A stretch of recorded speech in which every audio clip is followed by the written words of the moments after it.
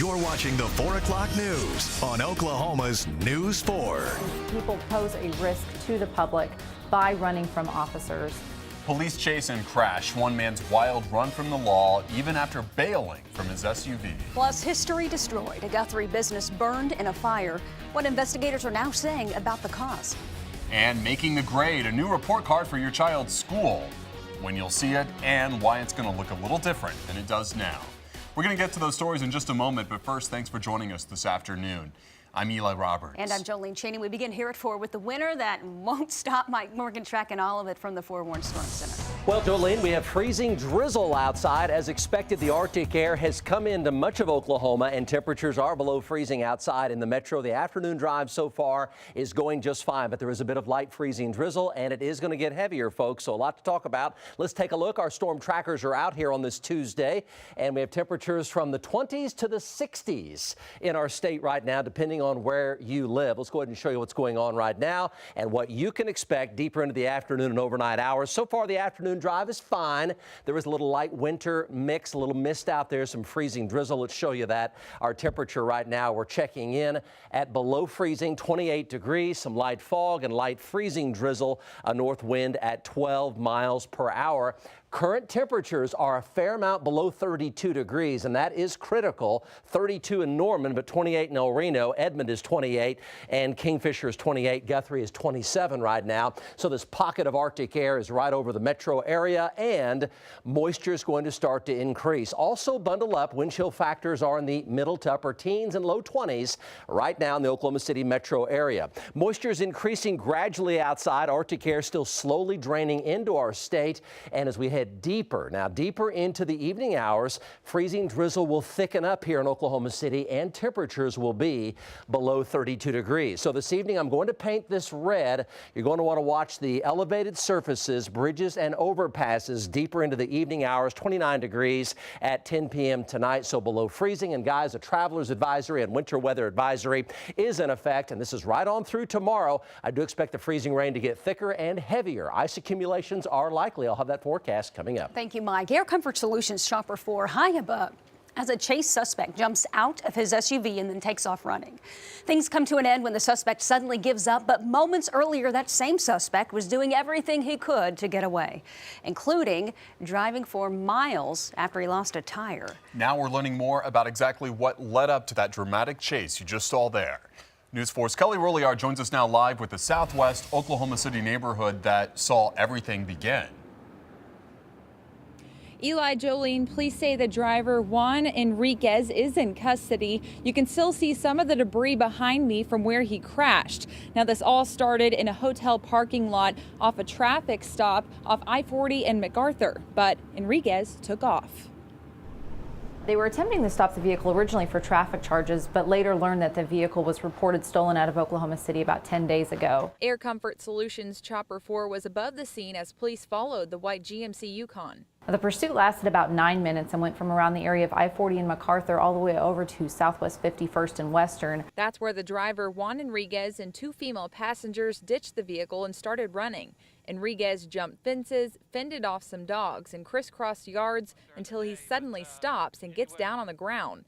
Enriquez was taken into custody. The 2 female passengers were also arrested. None of the suspects were injured. Unfortunately, some innocent bystanders were hit when the suspect crashed. That's where the suspect wrecked out and actually hit 2 vehicles. Unfortunately, one of the occupants of one of those vehicles was injured and transported to a local hospital. A police patrol car was also hit, but no one was hurt in that accident. Police say these situations are always dangerous. These people pose a risk to the public by running from officers. It's something that officers want to be able to end as quickly as possible, and this situation, unfortunately, one citizen was injured by this suspect's decision to run from officers, but fortunately it wasn't worse. Enriquez and the 2 female passengers are being held at the Oklahoma County Jail on multiple complaints. And coming up tonight at 5, more on Enriquez and his past run-in with the law. Live in South Oklahoma City, Kelly Rolliard, Oklahoma's News 4. All right, they got him. Kelly, thank you. On Crime Watch tonight, a theft that is becoming all too common these days, stealing copper. Investigators want to ID this man, who you see right there in that picture. They think he might know something about some cables that were taken from the cell phone tower near Southwest 22nd and Lynn Avenue. Officials are also investigating if this is the same man caught on camera back in January as he was stripping copper wire from another Southwest Oklahoma City cell tower. If you know anything about this, call Crime Stoppers right now. Oklahoma schools about to find out if they're making the grade. After more than a 2-year hiatus, school report cards could be released later this week. In 2017, former Governor Mary Fallin decided to revamp the old controversial A through F grading system. It's all using new criteria to comply with federal law. Under the new system, scores will now be determined by a number of key factors, including students with disabilities, students who are economically disadvantaged, and having English as a second language, along with race and ethnicity. Each factor will then get a letter grade, A through F. State Superintendent Joy Hoffmeister believes this is going to help level the playing field. We believe it's very important to tell a more comprehensive story about the work that schools are doing and be able to tell that in a way that's more meaningful. The bottom 5% of schools or those receiving a letter grade of F, they're going to get more funding from the federal government. Right now, we are told that there are about 90 Oklahoma schools that are in that 5%. The revamped report cards still have to be approved by the State Board of Education. That is expected to happen on Thursday morning. If approved, the grades will be released on Thursday. Now to that massive fire that gutted 2 historic buildings in downtown Guthrie over the weekend. Fire investigators now say they cannot pinpoint the exact cause. Damage is estimated at about $3 million. The fire destroyed Furrow Flowers along with well-known musician Byron Berline's Double Stop Fiddle Shop. Several other musicians are now stepping up to help. A fundraising concert will take place March 31st at Oklahoma City's Tower Theater. We turn now to national news where President Trump's former attorney, Michael Cohen, testifies before Congress. And today he was on Capitol Hill. Known as the Fixer, Cohen is in day one of 3 days of congressional hearings this week before he heads to prison for lying to Congress. Here's NBC's Blaine Alexander with the story. Michael Cohen, the man who once declared he would take a bullet for President Trump, now prepared to tell all about his one-time boss. The president's former attorney giving 3 days of Capitol Hill testimony, this first one behind closed doors with the Senate Intelligence Committee. This is the man who was in the room with Donald Trump at some of the most consequential times when he's running for president and then after he's in office. Public testimony comes tomorrow. A source tells NBC News Cohen is expected to discuss everything from hush money payments to crimes Cohen says the president committed while in office. What I intend to keep focused on is untangling the very complicated financial arrangements between Donald Trump and Russia. But Republicans eager to discredit Cohen, who was headed to prison in part because of lies he has admitted to telling the last time he was before this committee. The White House slamming Cohen as a disgraced felon, saying it's laughable anyone would take him at his word. Now, I know he says he's been born again and all of that, but I don't know how you separate fact from fiction with Mr. Cohen. Do you expect him to tell the truth this time? No. Committee members expected to grill Cohen on those previous lies during this round of hearings. And tomorrow, all of this goes public. Michael Cohen will testify before the House Oversight Committee, where a source says that Cohen is expected to detail what he claims to be lying, cheating, and racism by the president. In Washington, I'm Blaine Alexander, Oklahoma's News 4. And of course, while all that is going on back in D.C., President Trump has arrived in Vietnam for his second nuclear summit with North Korean leader Kim Jong-un. The two met last June in a diplomatic milestone, but their agreement was short on specifics, with vague pledges of disarmament since then. There have been new satellite images that reveal North Korea has significantly expanded a key long-range missile base. President Trump and Secretary of State Mike Pompeo, who is also in Vietnam at that summit, are hoping to convince Chairman Kim to stop all nuclear testing and to eventually denuclearize his country this time around. Also in play, a former declaration that in the 1950s occurred that led to the Korean War. They want to bring that armistice to an end so that the Korean War is officially over as well. Time now to take a look at what's hot on the web. New England Patriots owner Robert Kraft facing more charges of solicitation in Florida. Prosecutors are also releasing graphic new details of Kraft's sexual encounters. Everything, police say, was recorded on as many as 5 surveillance cameras. One of Kraft's alleged visits was the morning of the AFC Championship game. Detectives say Kraft is shown on video engaging in a sex act and then paying for it. If convicted, the billionaire and 24 others named in that investigation could face up to a year in jail. Kraft could also face penalties from the NFL. Switching gears, you may not know his name, but you will remember his story. Columbus Blue Jackets coach John Tortorella is known for his fiery disposition, but he did have a lighthearted moment during a press conference. A reporter left his cell phone on on the podium to record the hockey coach, and Torts, as he's called, had some fun after he noticed the reporter's mom was calling. Take a listen. Mrs. Reed? Mrs. Reed? Hi, this is John Tortorella. I'm in the middle of a press conference here, and no, that's okay. I'd rather talk to you than your husband. I mean, your son. So, I'll be done in about 5 minutes. I've seen you call a few times, so it's rude. It's rude of him not to call you back, but he's busy right now. It's nice talking to you. Okay, have a nice day. Oh my! Don't you know he was embarrassed? The reporter later tweeted, "If it's not one thing, it's your mother." And it was not the trip anybody was expecting here. It definitely was not. Hundreds of people trapped on a train. Forget this, 36 hours. We've had a couple of panic attacks that we've worked through. The latest efforts to get that train rolling and the tense moments passengers have been dealing with on board. And for new parents feeling sleep deprived, scientists have now figured out just how long it'll be before you get a good night's sleep. And another round of winter weather headed our way. We've got Mike's forecast coming up.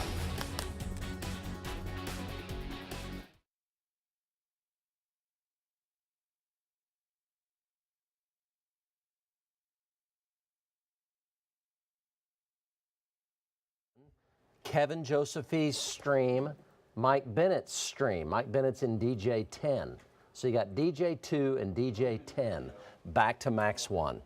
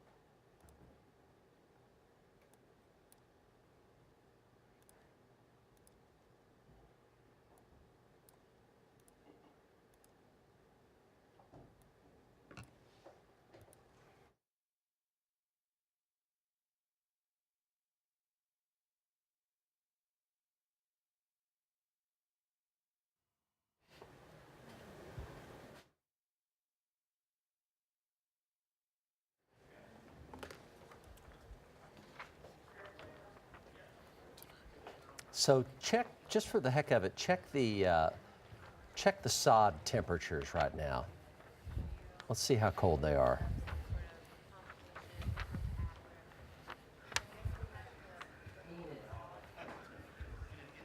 Yeah, Enid.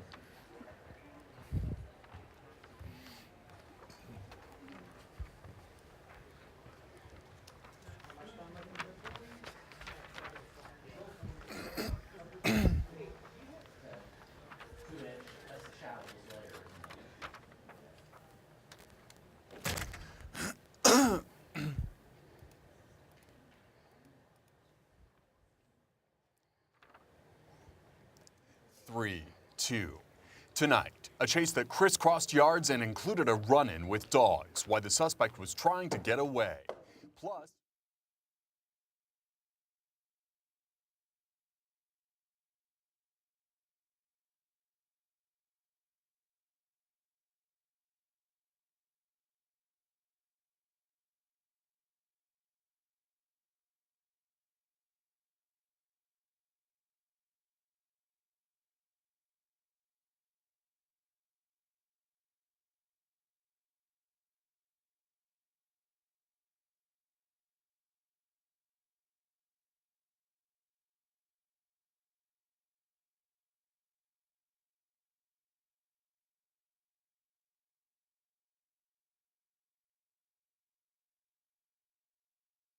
Forewarn Weather is sponsored by Newcastle Casino. Now, Forewarn Weather with Mike Morgan. Well, we appreciate you joining us today. We have a little light freezing mist outside. An upper level disturbance is approaching. We have Arctic air in place. It is such a cold day. The chances of ice are getting quite a bit better. I'm going to detail that timeline here coming up. Let's take a look outside here. The Tuesday afternoon drive going pretty well right now. The mist is quite light so far in central Oklahoma. And yes, our storm trackers are out. They'll be out this evening, overnight tonight, tomorrow morning, tomorrow midday, and tomorrow afternoon and evening. With an upper level disturbance coming in, we're going to see these areas of mist and even some freezing rain start to develop. So we're going to see increasing areas of ice developing. First, the bridges and overpasses and exposed and elevated surfaces, and even a chance the roads could start to get a bit icy as well. We'll break that down. You can see the visibility here getting lower here. The fog also getting thicker as the moisture continues to thicken up outside. We're 28 degrees, so we're 4 degrees below freezing. North wind at 12 with a wind chill factor of 18 degrees outside. So Arctic air is in place. It's not really going anywhere for the rest of tonight. Temperatures won't drop much more than where we are right now, but we're from 26 to 32 in the Oklahoma City metro area. It's in the 60s in Ardmore, 61 degrees even in Ada. That's only about 65 miles away from Oklahoma City, so it's in the low 60s. Alva's 32, Ponca's 32, and Enid's 29. Wind chill factor of 18 right now in Oklahoma City. So Arctic air's draining in.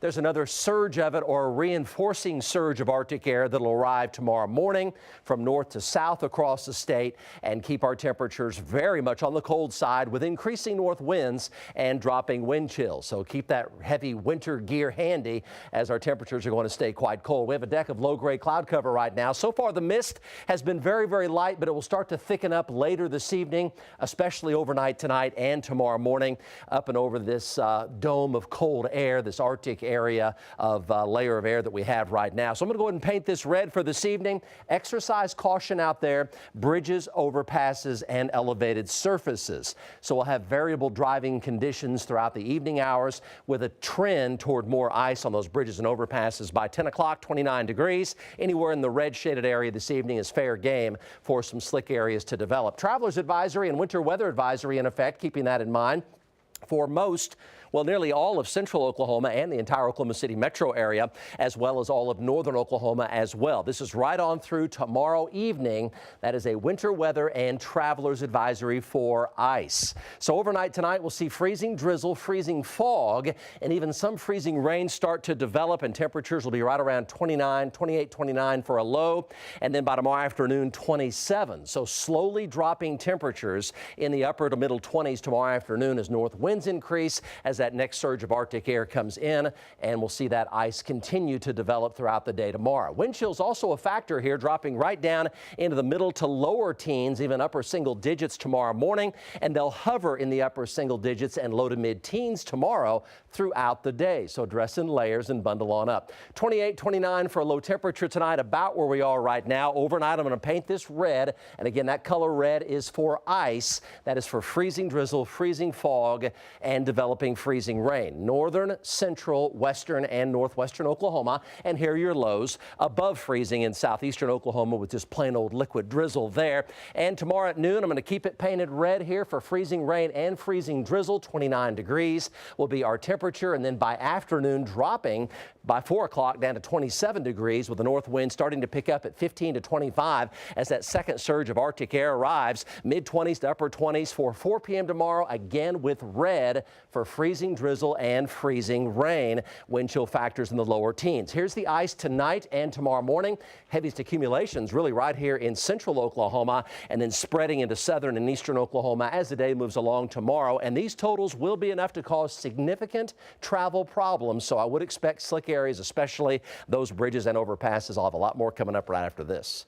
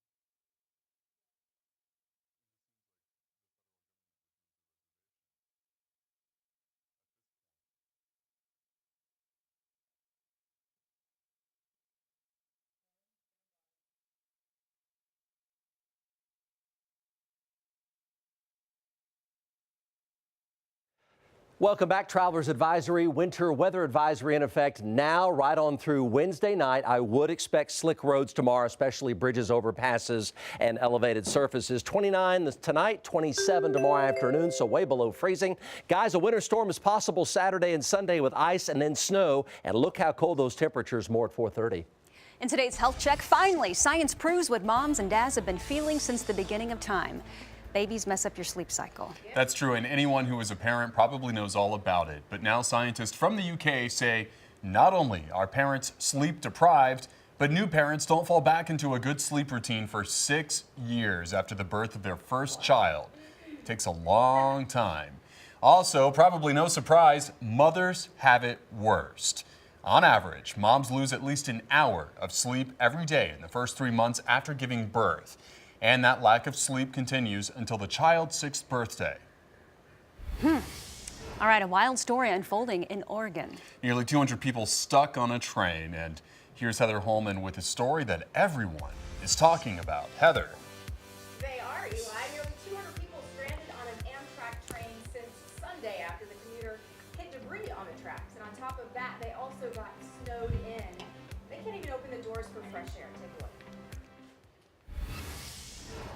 Tense moments for passengers stuck on an Amtrak train in Oregon for almost 36 hours after hitting a tree that had fallen onto the tracks, trapping nearly 200 people on board. Officials say the train operates daily between Seattle and Los Angeles and came to a sudden stop at about 6 Sunday, about 40 miles east of Eugene, Oregon, temporarily putting those on board on a pathway to nowhere. Bad weather buried that train up to 4 feet in snow. The train's day-and-a-half-long standstill caused stress and anxiety for passengers. It's really bad. And it's really bad because we don't have any access to fresh air. So we can't get off the train. We're not supposed to open the windows. We've had a couple of panic attacks that we've worked through. The situation eventually forced them to begin rationing food, water, and even making their own baby diapers.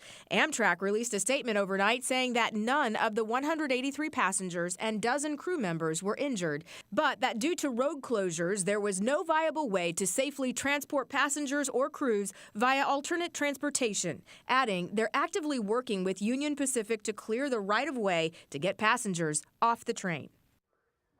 We just want to apologize because Heather's mic is having a few problems there, but there is some good news, right?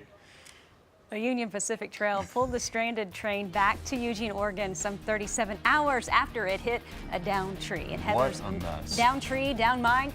Yeah. Well, things are down all right that now. time on that train with no air. Anyway, it was a bald eagle and it was too weak to fly. Game warden saves the day, though, and Wildcare stepped in after that for this bird's rehabilitation. You're going to see her fly next.